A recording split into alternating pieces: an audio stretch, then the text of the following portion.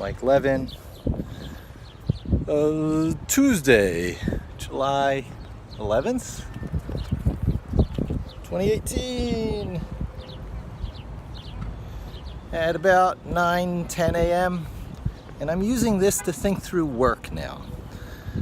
This is thinking out loud for the work I need to do today, by way of getting it done so that when I sit down I know exactly what to do. I already have the muscle memory. I can do things almost instantly. Certainly in the Vim text editor environment through a Linux text terminal. I have that muscle memory that you see sometimes in movies and video games like War Games, the movie about the video game War Games, where you type connecting through terminals to other computers and bouncing off of computers, and the web is just one new version of that, making that geek world of yesteryear available to everyone through web browsers. Web browsers was the floodgate that opened it all. But stuff like that was going on many, many years before. And while the whole world is locked in this honeymoon with technology and the web, I was on the Commodore VAX back in, the early 90s. CBM VAX, for those who are on that thing. I think it was a, Digital Equipment Corporation VAX. So this was before even Unix took over the world, although the VAX operating system had similarities to Unix. It was quite different in the way that these whole hardware boxes, these DEC boxes, could cluster and you could put them together for parallel processing back in the day to do the kinds of number crunching that was necessary for running businesses. Enterprise businesses were the only companies who had the money for this sort of stuff, so that was Digital Equipment Corporation, could have run the world back in the day. They were even one of the early ones in search with Alta Vista in the pre-Google days. DEC funded and I guess sponsored a spin-off company from one of their employees, Alta Vista, which failed to become relevant because it failed to infer relevance. They did not take this very machine-rote crawl the web and create database indexes challenge in the same neural network machine learning way that Google did. The Google guys, Larry and Sergey, back in the halls of Stanford University, where they created the PageRank algorithm in, drum roll please, Python. The original PageRank algorithm on which the entire Google empire is based was a tiny bit of code expressed in Python. And that gets really to the point that I want to make today about all this muscle memory stuff. Your generation is dumb. Yeah, sorry, I'm shooting a video. You can talk to me later. I'll be coming back around. This generation is getting a little bit attention deficit disorder. They talk about that, ADHD, other versions of it. And I'm raising a homeschooled, not quite, but verging on the edge of free-range child because of the future that we're going into. Nobody knows what's coming, and a dynamic personality is best. A dynamic personality that can take advantage of many of the static advantages that come with generally considered bad groupthink, same thought, the kind of stuff where known principles elevate your capabilities in some area over time because practice, muscle memory, 10,000 hours or 10 years of Malcolm Gladwell's Outliers book or Blink or whichever one covered that, where everything was covered quite accurately. You got the butterfly effect on one end where very, very, very tiny initial conditions can, but not always, make dramatic differences in timelines, right? A butterfly gets stepped on in China and it changes the course of history. So because chaos theory, the butterfly effect does occasionally occur, and it's useful to recognize those moments, especially in your own life, so that you can make small tweaks this way and that, which ultimately is the great privilege you have of being a self-aware human. So making decisions at butterfly effect moments where there's a vibrating edge and things could break dramatically in one direction in the future, the other direction in the future, you not only have the ability to see the future a little bit, because human reason, observation, consciousness, whatever you want to call it, Einstein proved through, I believe, specific relativity. It wasn't the general, but through specific relativity, the now moment extends just a brief instant into the future and into the past. So now is sort of a blur of, time you have lived and time you're about to live, something like that. And human consciousness extends that now moment out in either direction without any external information recording tools like this video recorder I'm using in my phone. You can still think back and you can see into the past as from the viewpoint you've experienced it. And if you've thought things over in your head after you've experienced it, you might be able to think back to see how things looked from other people's perspectives. That's like what reading a newspaper or a book is often about. You get another perspective other than your own dribbled into your head in a way that you need a fairly long-running touring machine session. You need focus, you need concentration to be able to consume and enjoy. I'm being reminded of this again because with my new girlfriend, we are listening to Stephen King's The Shining. Now, I have been a fan of Stephen King on and off in the past, things specifically like The Stand, which is a big friggin' book, but I was forever enriched by it. Even though Stephen King is this mechanistic, formulaic writer who can just crank this stuff out, he's deeply channeling and he's hitting these fundamentals of human experience and things that we as conscious beings should be thinking about, all the horrors and twists and perversions that can, bully their way, like a bull in a china shop, which is a myth, by the way, but that can sort of pound their way into your life, whether you like it or not. Things like what happened to the Jews during World War II and the time leading up to it. And the processes that occur, decisions that are made, temper the matter that survives along the chosen timeline. Things evolve. Everything evolves. We as, species and individual genetic lines are evolving, but within our own lifetimes, we know that there's a certain neuroplasticity. We can affect the very growth of our brains. We know this through studies where cab drivers' spatial relations and the size of the part of their brain that keeps track of, routes and stuff has grown bigger, proportional to the number of years that they've been cab drivers. Now, it would seem like we can think ourselves into being those sort of pulsing brain future humans that you see on these wonderful videos where they make all the exact predictions of the most likely probabilities, which just lends credence to the possible realness, which is of course not real, because no matter what anyone says about things that can't be reproduced, it can be reproduced because humans are artists, and every limitation that you think exists is being broken somewhere by an artist, with reasonable exceptions. I accept non-locality of quantum physics. Information may be independent of space. Consequently, Ansibles a la Ender's Game. In other words, walkie-talkies that can work instantaneously to communicate words across the galaxy or across the universe. Anywhere where physics remains the same, these two things should be able to send information back and forth. Information does not matter. And these things have to be entangled in the first place, and that entangled status seems to be fragile.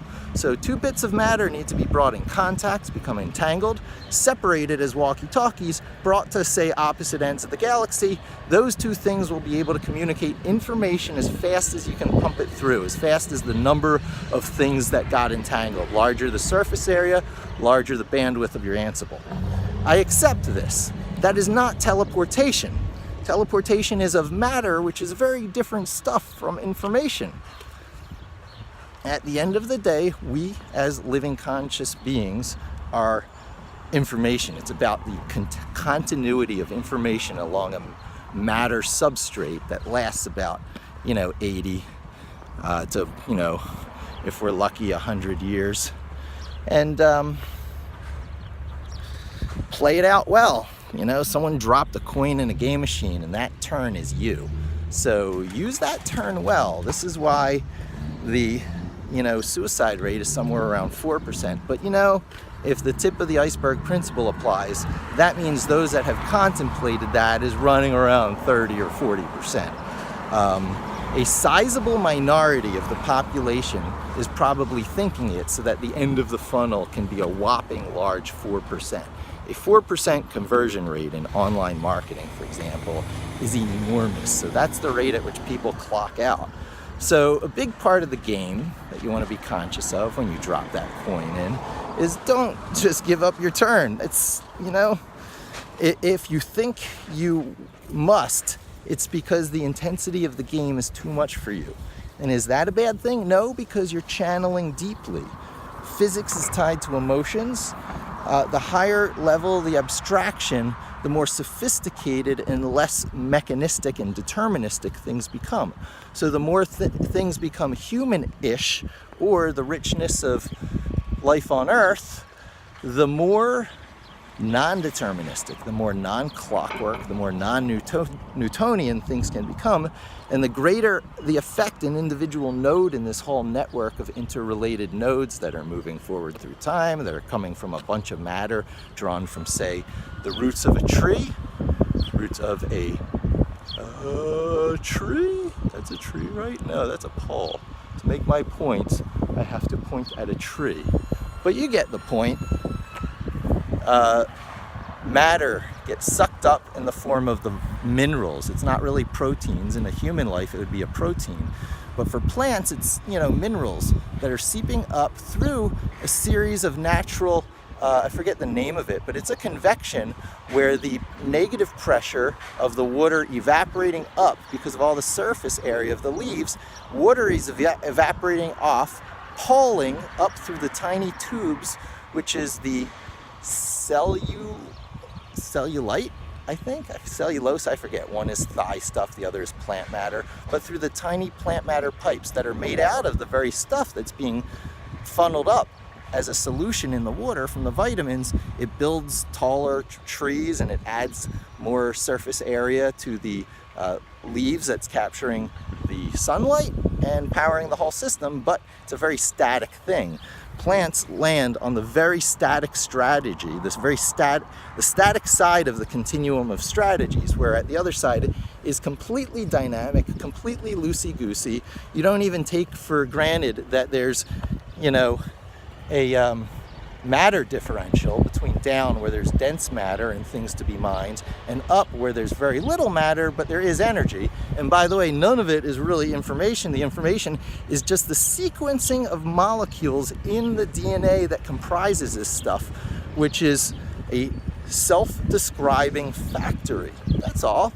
DNA just makes self-similar things. It's little models of what it's to become, expressed in such a way that when put through an interpreter machine, our reality, uncoils into one of infinite varieties of life. Take a look at a fern someday to see a very primitive form of this before the flowering and male and female and duality and balance all kick into this thing. All the surface area of the earth that was not water, which was already the exception for it to not be water, is ferns. So ferns are a funny thing because it's kind of like a bush. It's neither grass nor is it trees.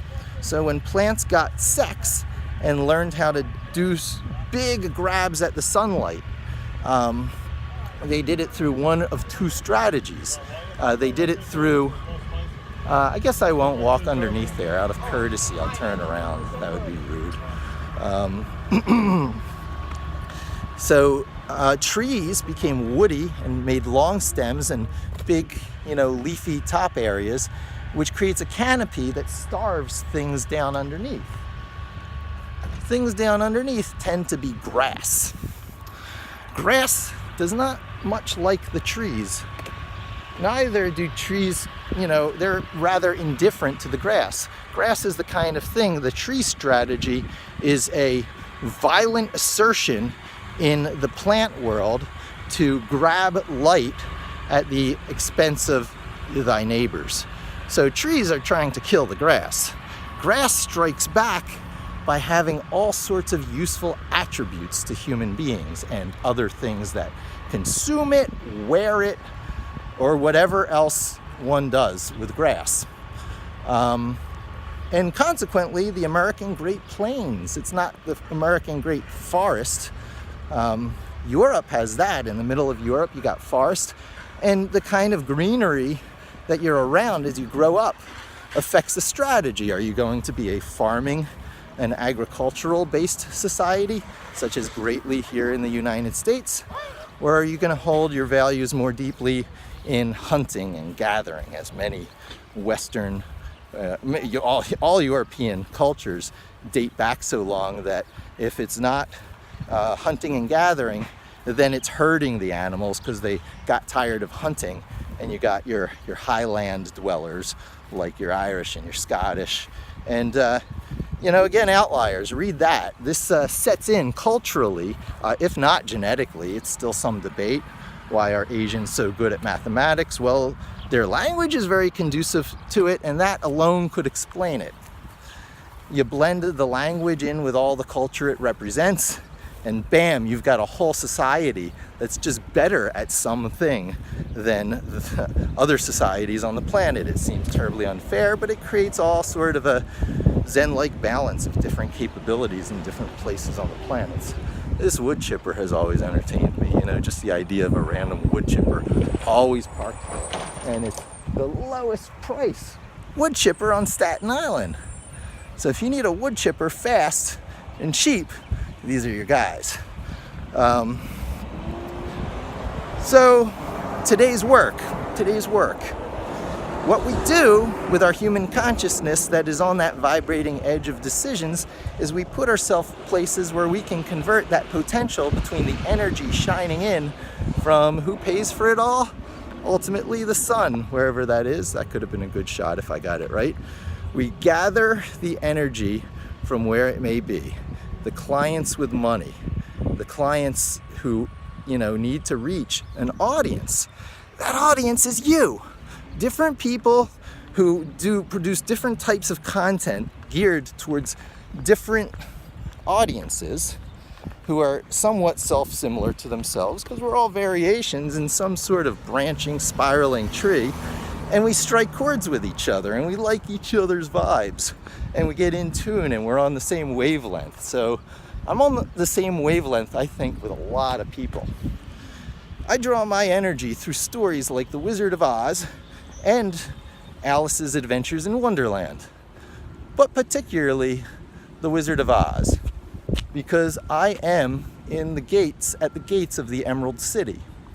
This is the point. I can tell you how many steps in from where I stand to draw my energy from this viewpoint, because I know there is a lot of sunlight to be drawn. It's one of the biggest conversion places on the planet for converting plant energy through several steps of transformation into the kind of money I need to sustain a lifestyle of living in a just friggin' beautiful place that is spiritual every time I walk it, which I recharge like Green Lantern standing at the battery on his home planet, so that I can turn and face the day and make good decisions that convert more of that energy from the internet at large, because that is the sunlight, the human attention. I work in audience development. I am no longer in SEO. I am an attention grabber of segments of people for whom I can help hand over on a silver platter to employers who know how to make money on that fact. And the company I work for, J2 Communications, also known as Ziff Davis, also known as PC Mag, also known as IGN, also known as Everyday Health, and the list goes on. Ask Men, a good one. So tangentially related, spiraling out topics from the middle, with many domain experts along the way who know how to take that audience we're developing and convert it into something more commercial, more able to pay the paychecks and the investors than sunlight alone. So it's all that process of converting one thing into another. Energy and matter come together for a rich, vibrant mix, but the rules by which they mix and the things that come out and the recipes that get created along the way are all information. It's about what order in which you place the matter. The way that units of organized matter, when placed in a soupy mix with such rules as gravity and electromagnetism and strong and weak attractive and repulsive forces come into play, that whoosh, whirl, turbulence, and swirl, we have a place where the flat earthers are really going to have a difficult time convincing me I'm not on the tippy top of a giant ball. I am on the top of the world, standing here right now. I live in a place that emphasizes the top of the worldness that is always in my head. We have a bridge here for which the engineers had to take into account the Earth's natural curvature when engineering the bridge. It would have been dangerous and fallen under whatever and killed people if the math didn't take into account that the Earth is round. We can, through many sources aside from having visited the moon, which happened, look and see through our own observations that the Earth is round, and that we, as individuals in a giant gravity well, are in at least what can be considered a two-part balance, you and the Earth. Anthropomorphism, don't put it down. Things exist so that you, as a person, can be on the top of the world, which is right where you are right now, because something somewhere dropped a coin in a slot to give you this turn, and you probably are the whole team comprised of photons of light, which are something equivalent to the angels in the game, because E equals mc squared. So m equals c squared over E, I guess. Matter that comprises your body is energy. Energy, as we know it, the smallest unit of anything we've ever come to find or learn, is probably something like the smallest wavelength photon. I'm sure I'm expressing it wrong. The physicists can jump in and correct me.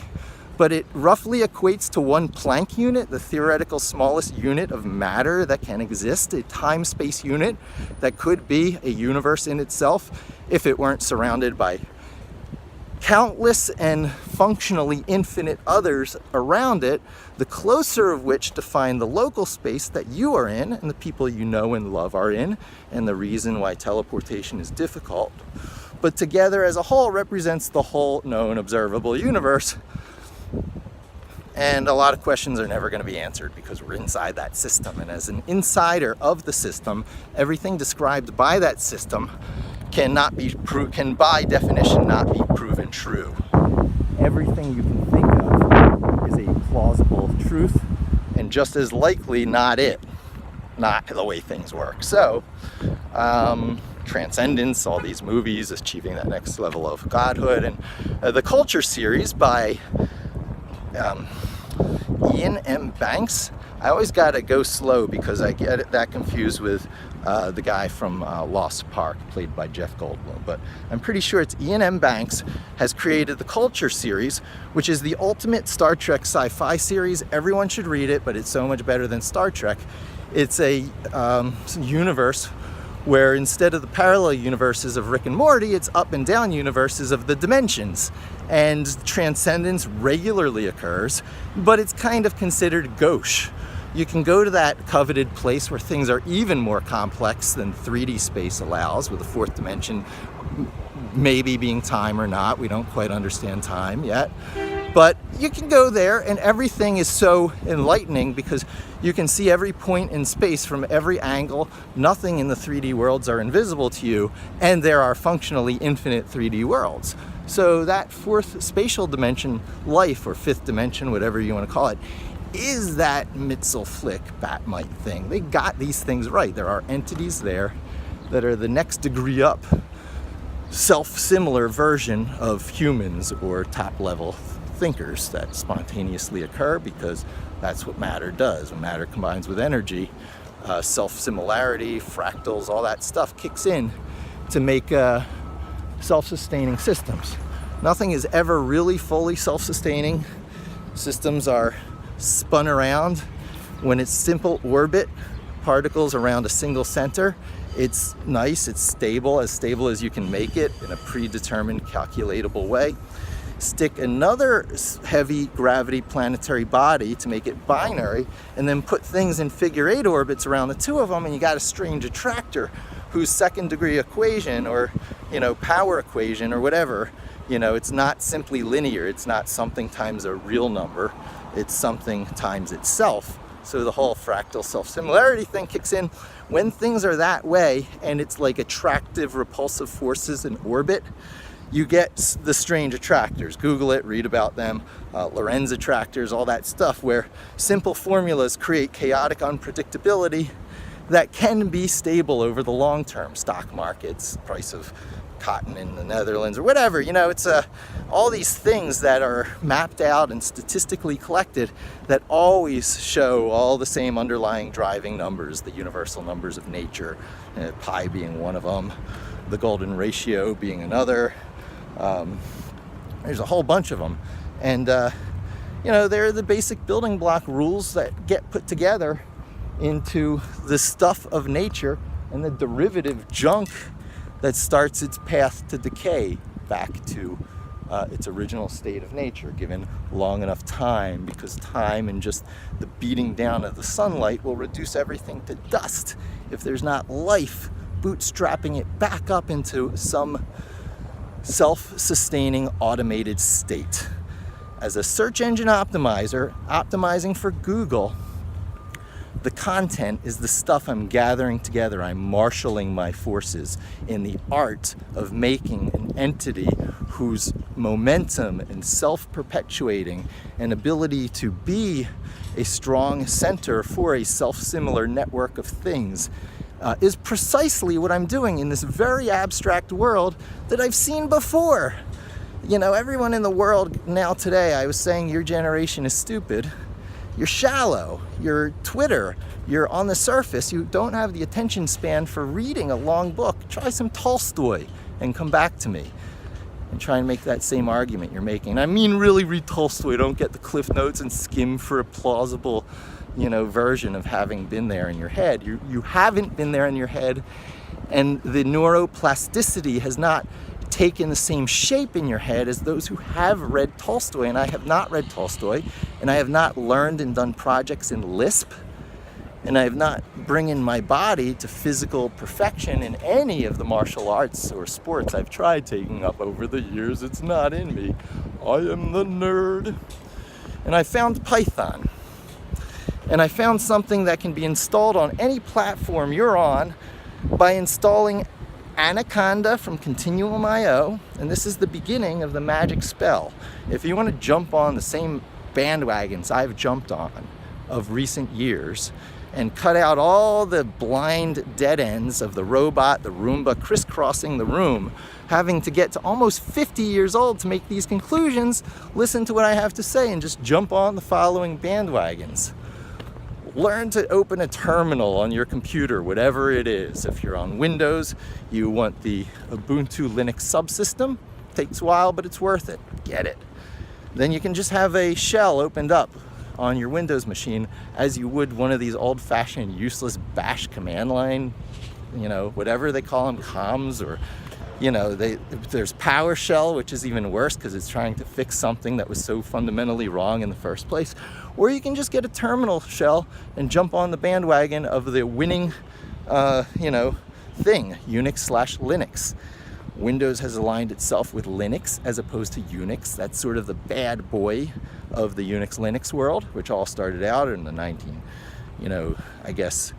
60s when computers were coming on the scene. 1970 when Ken Thompson invented Linux in AT&T Bell Labs around the corner from me at the time I was being born in 1970.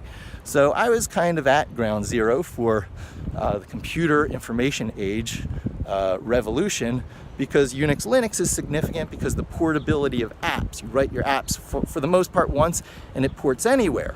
And whereas Windows aligned with the bad boy Linux side of the equation, the people who came along and copied Unix because Unix was too bogged down with lawsuits and stuff, and it was the summer project of Linus Torvalds, hey, I can do this, versus the lineage of the official stuff that came out of the halls of AT&T, Bell Laboratories, New York, Princeton, all that area, and all the fallout from that. Like, during the war, this stuff was really important to create tables for parabola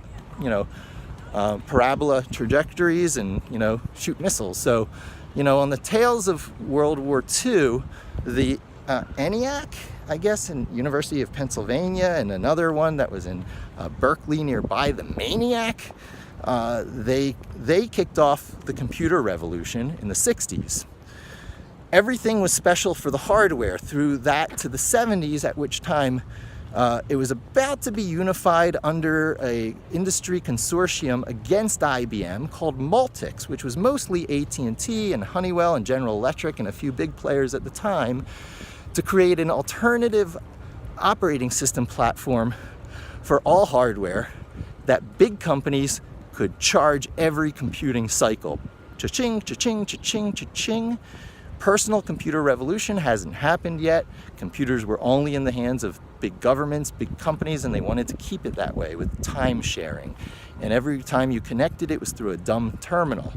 In 1970, Ken Thompson, together with Dennis Ritchie, Dennis who created the C programming language for the single purpose of creating the portable operating system of Unix, created an operating system that could relatively easily be recompiled or ported to all different hardware, and all the programs and applications written for the operating system with very minor modifications could be compiled and thus ported to all different hardware. And that was the beginning of the computer revolution. That was 1970. That was when I was born. I resisted it because I was part of the home computer revolution, where Commodore 64s and Coleco Atoms and Amigas, which should have been Atari but ended up as Commodore, all burst onto the scene and showed us what magic wands could be. It gave us superpowers. It allowed us to dial up, connect online, trade free software, run art software, do creative expression, communicate with each other one-to-one or in chat rooms, to write your own code that you could throw out into this free and open source world, gain reputation, potentially get jobs. I worked for Scala Multimedia, which was one of the ultimate spin-off creations of the home computer world, because it put what they called Barker channels, computer graphics that just showed pictures and text, up onto a TV, a broadcastable signal for televisions. Hence, the Commodore Amiga was the biggest computer for the creatives and the broadcasters and people who were not snobs of some sort or another, who were all on Macs, which were not color at the time, or PCs, which were even worse, 16 color 640 by 400 on monitors you had to spend $500 for. The Amiga you plugged to your home computer, and for the small expense of driving your eyes crazy with flicker on that terrible NTSC signal, you got this whole rich world. And so that was my world. Been there, done that. I have yet to see anything, including augmented reality, because I had the Mandela Very Vivid virtual reality system, or any of the video stuff, because I had the video toaster from NewTek, or the 3D stuff, because NewTek, again, with Lightwave. There's almost nothing in today's world, not even that Pokemon capture stuff, minus the mobile aspect of it, that didn't happen in the 80s, and at latest the early 90s, and I was there, right? This is the web and the internet before the web and the internet, where you had to be a true geek to live it.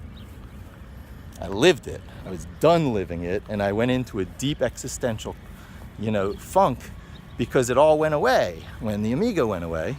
And it gradually came back through other channels to what we know now as mostly mobile, and the web. The web is how it happened on desktop, but the whole web on the desktop was just a way to kickstart much better full screen apps that mostly don't multitask, at least not with you seeing it. It might do stuff with services in the background, so that you can have the full screen, immersive, concentrated experience that was taken away from us during the desktop era that killed a generation's ability to concentrate or even know what's important. Because what was important to them was to get the latest Flash plugin working so that they could get the latest viral video game thingamajigger, so that they could dance to it at a rave party and, really let their inner animal come out.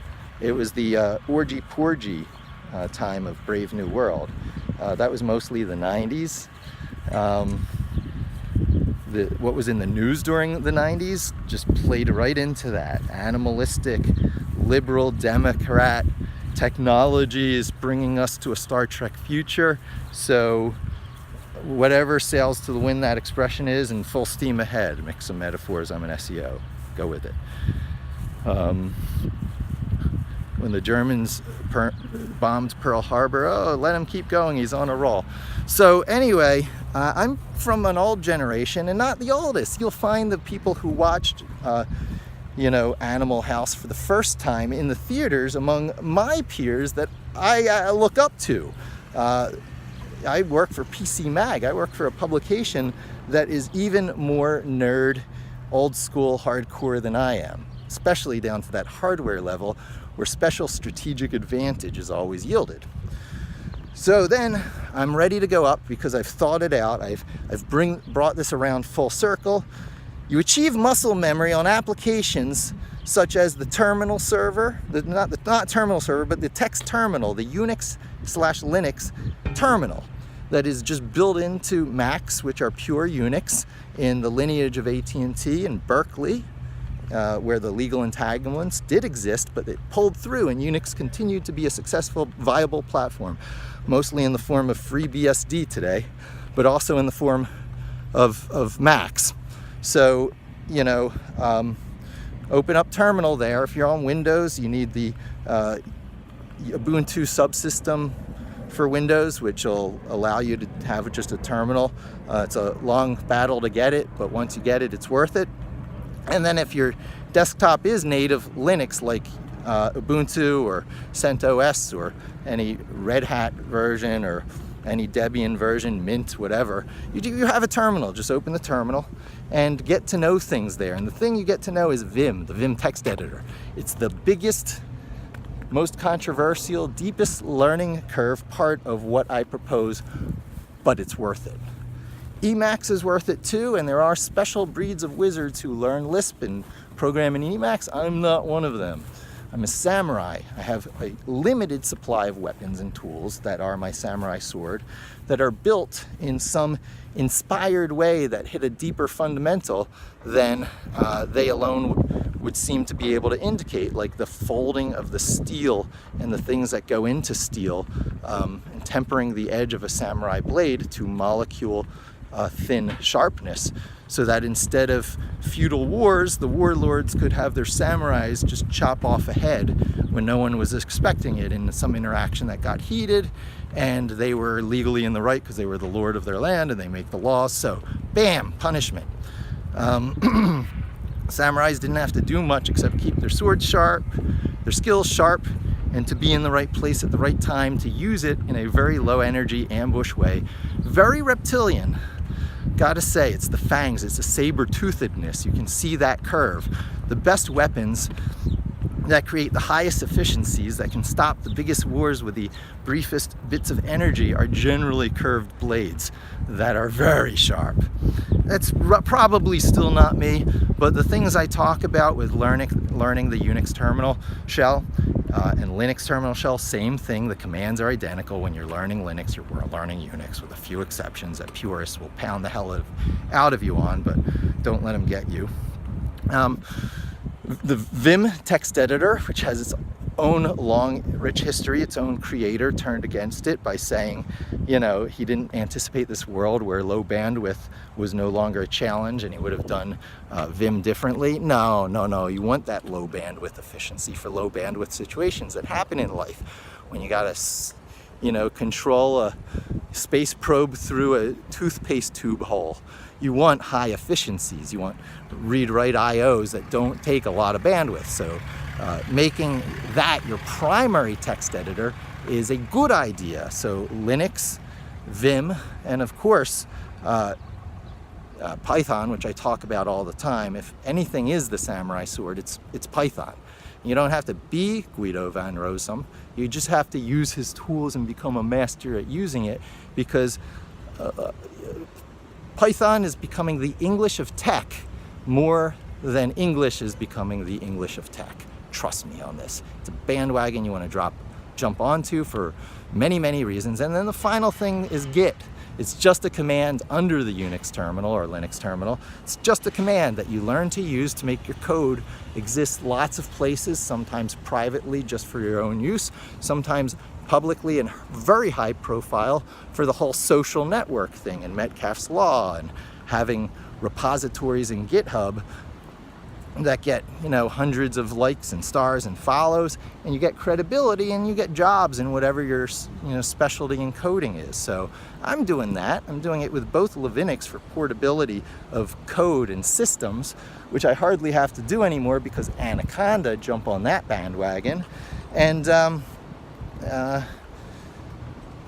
yeah, because Anaconda, I don't have to do the Linux, but I'm the Levinix, my spin of Linux. You can spin your own Linuxes. That's the Wild West world of Linux compared to the cathedral, blessed status of things world of Unix. That's the cathedral and the bazaar being Linux, the cathedral being Unix. Another book that you ought to read. And finally, you know, after Git, so it's Linux, Python, Vim, and Git is how I say it. LVPG, capital L for Linux, capital P for Python, LP, and then lowercase v, because it's the way you always launch it for Vim, and lowercase g, because it's how you always launch it for Git. So the platform, if you will, is Linux, Python, Vim, and Git, with the nuanced qualifier, because there are always nuanced qualifiers of getting Jupyter Notebook running in your usually Chrome web browser by installing Anaconda, usually the Python 3.6, maybe 3.7 or 8 by the time you read this, version for your desktop operating system, which is usually the 64-bit of either Windows or Mac OS, how to go change the name, or some version of desktop Linux, usually GNOME-based, sometimes KDE-based. And that lets you feel out your Python code in an environment which is much more interactive and much more loosey-goosey and inspecting variables without having to have breakpoints and breaking up your code into blocks that are different from the blocks you're expressing in the syntax of the language, so you can run certain bits that are actually more than one block or certain bit. And you know, it's like IDEs, it's like these high-end, when you're a professional programmer, environments that people are going to try and get you to use, primarily Xcode, Visual Studio, and Eclipse, but you don't need to use them. You just need the Vim text editor and, you know, a terminal.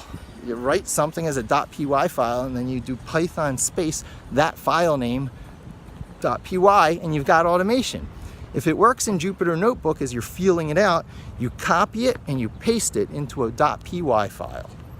And that .py file can then be scheduled as what most people would call a cron job, because everyone knows cron, but really a systemd job, because systemd runs it in the first place when your system starts, monitors it to keep respawning it every time it accidentally stops, and also can do scheduling in a pinch. But since you have a single thing running and respawning, it might as well be Python, which can use its own Python scheduler.